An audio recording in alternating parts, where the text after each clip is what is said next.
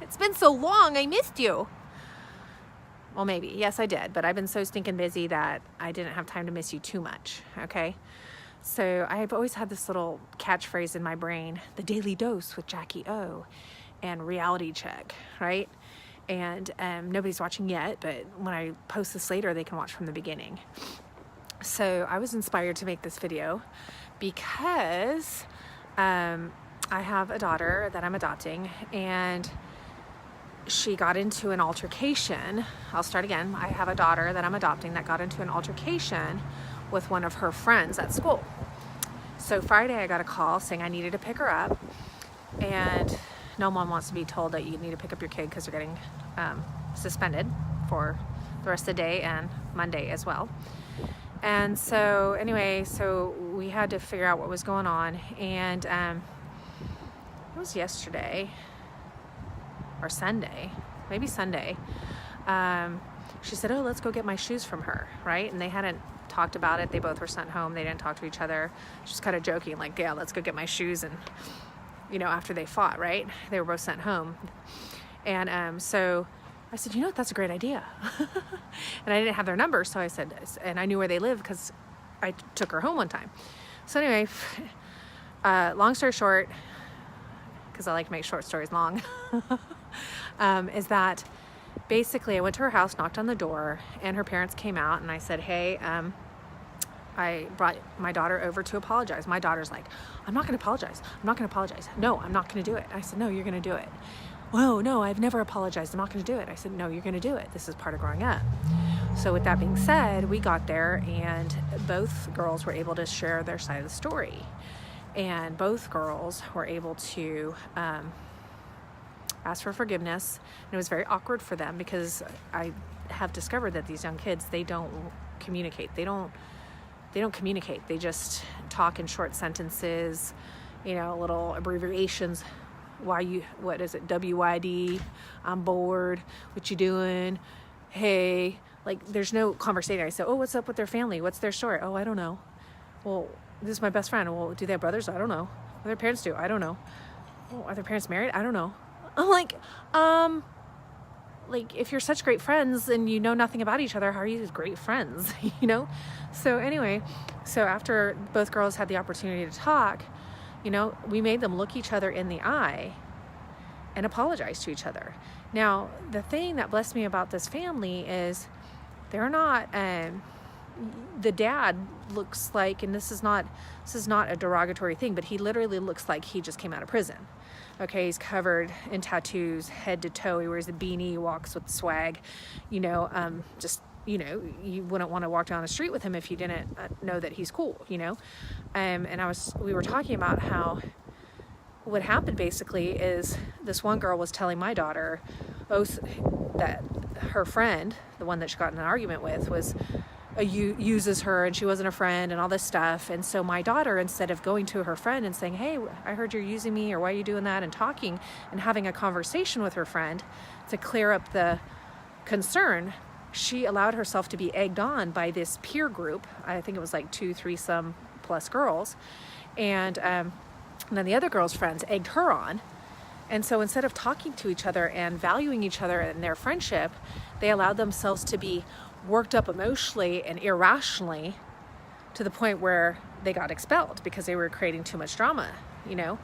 And so the thing was, it was very fascinating to me because my daughter's like, I'm not going to apologize. I'm not going to apologize. And then when we walked away, she said, oh, now she's just going to make fun of me because I apologize. Now she's going to be like, oh, she's such a fool. She's a wimp. She gave in. She apologized. So it was interesting to me that my daughter interpreted apologizing with being weak, losing the fight, basically losing. She said, if I apologize, then basically she thought she was losing. Like she's a fool if she apologizes. Like she's weak if she apologizes. And so I said, is that what you think she's going to do? And she goes, yeah, she's going to go to school and she's going to say, oh yeah, she came over and make fun of me because I apologized. I said, well, if that's what you're thinking, we need to go back. So we turned around, went back, knocked on the door, and I said, Unique has something to say to you. And I said, Unique, share with her what you think. And she shared with the girl. She says, I think you're going to go make fun of me tomorrow because I apologized to you. I said, is that what you're going to do? She says, no, I'm not going to, I'm not going to do that. And the dad came out, and the dad's like, hey, look, I didn't have any parents. I grew up on the streets. He's like, I had to fend for myself. I don't have an education. I didn't graduate college.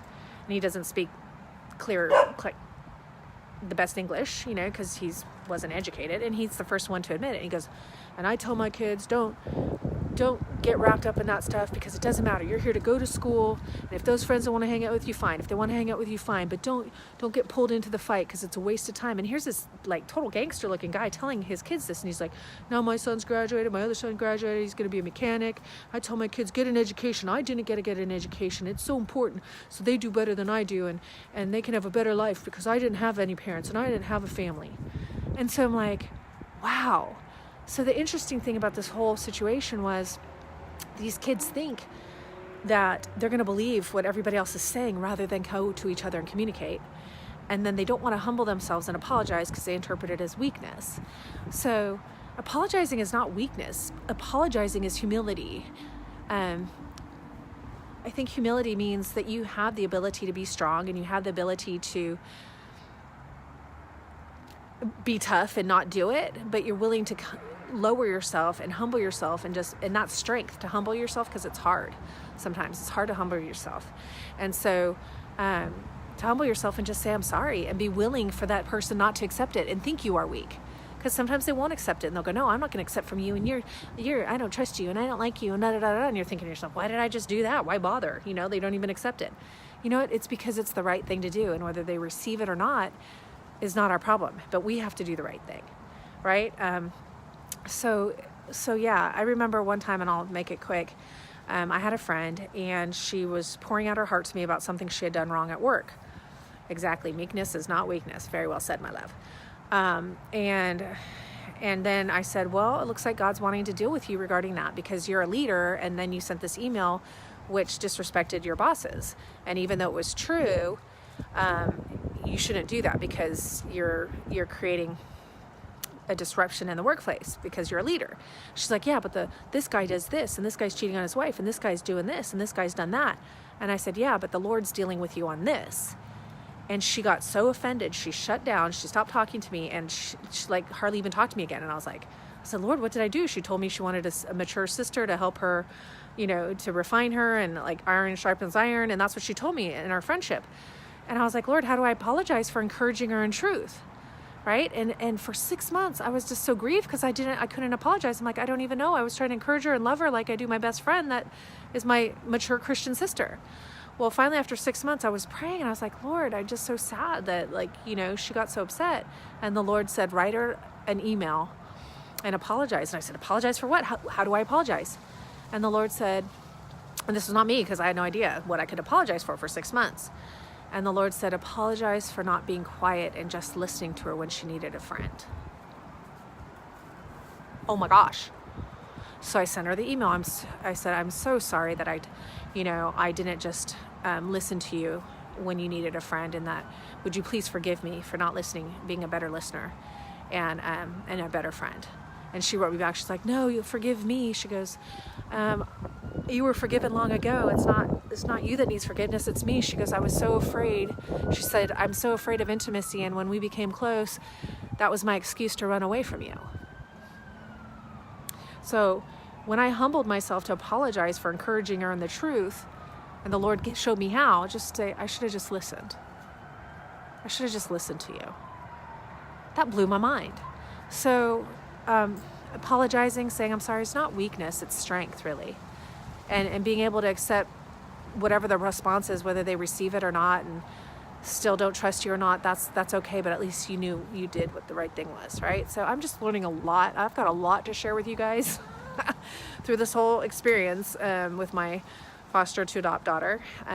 Wow, I'm learning a lot about life and leadership and, oh my Lord, things I don't want to do. But I gotta grow up now. Okay, have a great day.